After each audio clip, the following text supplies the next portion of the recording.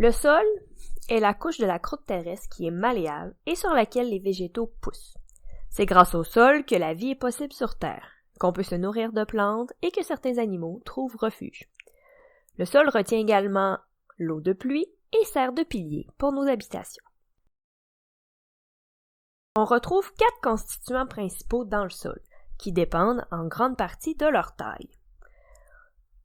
Le plus gros est le gravier. Il forme des blocs de roche de plus de 2 mm de diamètre. Le sable représente des grains de roche entre 0,05 et 2 mm de diamètre.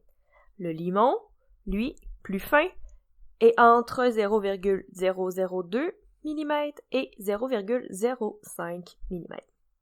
Et l'argile est la particule la plus petite, elle fait moins de 0,002 mm.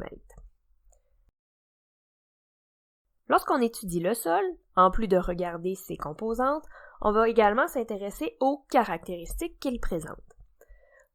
On va regarder en premier l'eau, pour voir la capacité de drainage du sol. Par exemple, l'eau va facilement s'infiltrer entre le gravier, mais ne passera pas facilement entre les grains d'argile, ou très peu. Le deuxième critère qu'on va évaluer, c'est l'air. Donc la quantité d'air contenu dans le sol va nous montrer s'il y a une bonne aération. Car les racines des plantes ont besoin également de respirer. Ils doivent avoir une bonne quantité d'oxygène qui puisse arriver jusqu'à ces racines. Pareil pour les animaux qui habitent dans le sol.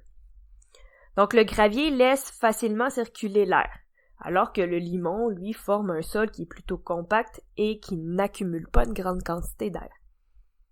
Le troisième critère qu'on va évaluer, c'est la matière organique. Donc la matière organique, c'est le carburant qui est essentiel à la croissance des plantes. Les feuilles mortes, les animaux morts en décomposition, les insectes font partie de ce qu'on appelle la matière organique. On va pouvoir évaluer la richesse du sol en matière organique en évaluant par exemple la présence de phosphore, de potassium et d'azote. Une fois qu'on connaît les caractéristiques et les composantes du sol, on va être capable de nommer finalement à quel type de sol on a affaire. On va retrouver 4 grands groupes de types de sol. Le premier, le sol sableux. Le sol sableux est principalement composé de sable. Il glisse entre les doigts car il n'y a pas de lien entre les grains de sable. Cette absence de cohésion entre les particules permet une bonne aération en contenant beaucoup d'air à l'intérieur.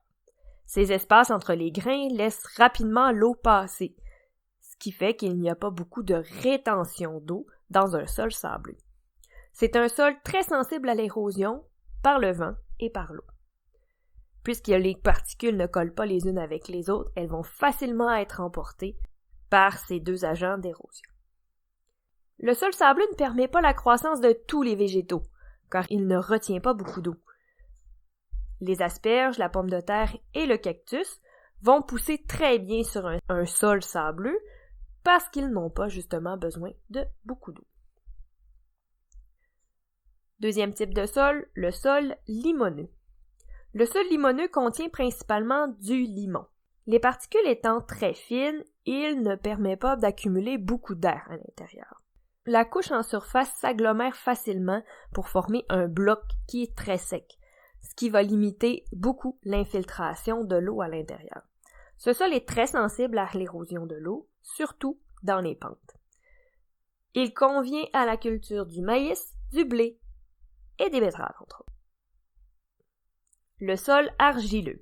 Principalement fait d'argile, il est lourd et compact lorsqu'il est humidifié. Il est semblable à de la pâte à modeler.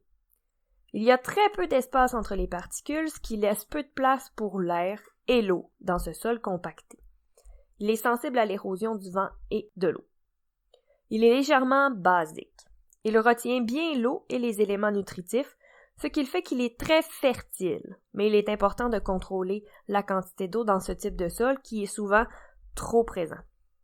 C'est parfait pour la culture de l'orge, du soya et des tomates.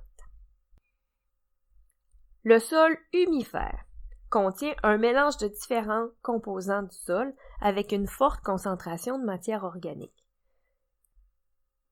L'air et l'eau circulent bien entre les particules de tailles différentes. Il retient l'eau facilement sans devenir collant ou compacté. Il est sensible à l'érosion du vent lorsqu'il est sec. C'est le sol idéal pour la culture des légumes. On appelle humus la terre noire ou la terre brune. Formation du sol. Le sol se produit par deux processus différents, un qui vient du centre de la terre et l'autre de la surface. Le premier, l'altération de la roche-mère, se caractérise par un enrichissement du sol en roches et en minéraux. Différents éléments naturels comme le vent, l'eau et les micro-organismes fragmentent le roc pour former du gravier et du sable. De l'autre côté, l'enrichissement en matière organique fournit le sol en matière meuble, un sol humifère.